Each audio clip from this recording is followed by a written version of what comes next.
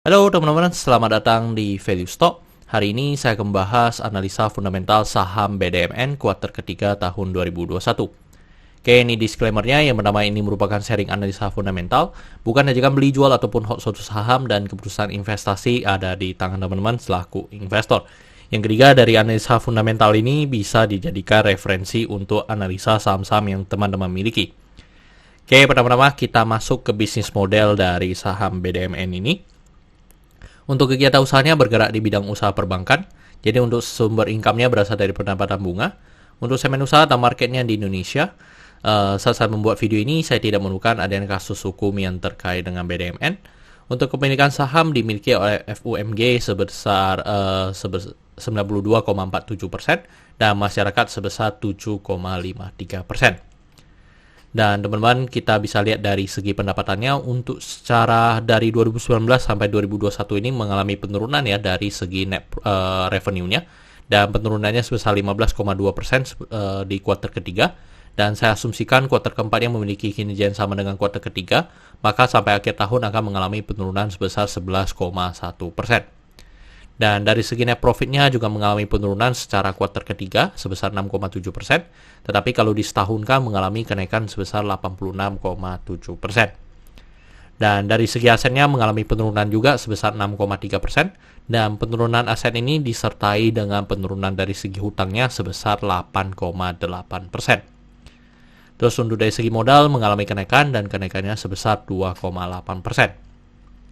Dan teman-teman di sektor perbankan kita perlu memperhatikan tiga rasio, yaitu MPL, CAR, sama LDR. Untuk MPL-nya mengalami penurunan ya dibanding dengan kuartal 3 2020 dan itu sangat bagus. Untuk dari segi CAR-nya juga mengalami kenaikan, itu juga sangat bagus. Untuk dari segi LDR-nya mengalami penurunan sedikit dan menurut saya sih masih sangat sehat ya teman-teman di masa pandemi seperti sekarang. Tetapi kalau untuk di BDMN mungkin seharusnya bisa menaikkan lagi supaya bisa mendongkrak dari segi net profit-nya. Terus untuk dari summary lapor keuangannya dari 2014 sampai 2021, dan di sini saya akan banyak membahas tentang rasio keuangannya. Yang pertama adalah MPM. Untuk MPM-nya sebesar 10,45% mengalami kenaikan sebesar 1 kali lipat ya dibanding dengan tahun sebelumnya. Jadi itu sangat bagus. Tetapi memang masih jauh dari tahun sebelum COVID ya, yang dimana sekitar 18 atau 19% dari segi net profit margin-nya. Untuk dari segi EPS di 192 dan membuat pernya di 12,84 kali. Jadi untuk dari segi pernya mengalami penurunan cukup signifikan dikarenakan dari segi EPS-nya mengalami kenaikan dan dari segi harga mengalami penurunan. Terus untuk dari segi book value sekarang di 4619 dan membuat PBV-nya di 0,53 kali. Jadi untuk dari segi PBV ini masih di bawah 1 ya untuk saham BDMN.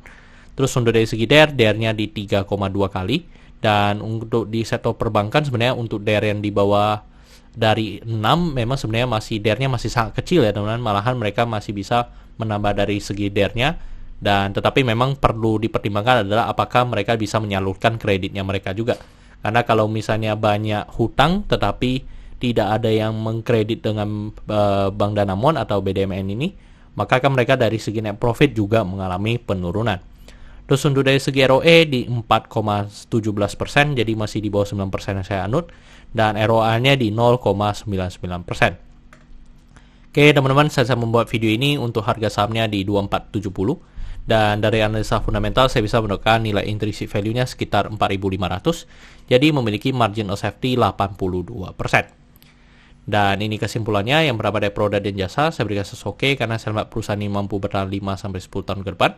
Untuk GCG, saya berikan sesoke karena tidak memiliki kasus hukum, yang kedua memiliki pemegang saham mayoritas. Untuk revenue dan net profit, saya berikan sesoke karena mengalami kenaikan. Untuk aset, saya berikan sesno karena mengalami penurunan. Untuk liability-nya, saya berikan sesno juga karena mengalami penurunan. Untuk book value, saya berikan sesoke karena harga jual sekarang masih di bawah harga book value-nya. Untuk sektor, saya berikan sesoke karena mereka masih memenuhi dari standar yang ditetapkan oleh BI. Untuk ROE, saya berikan sesno karena di bawah 9% atau 2 kali bunga deposito yang saya anut. Untuk margin of safety, saya berikan sesoke karena positif.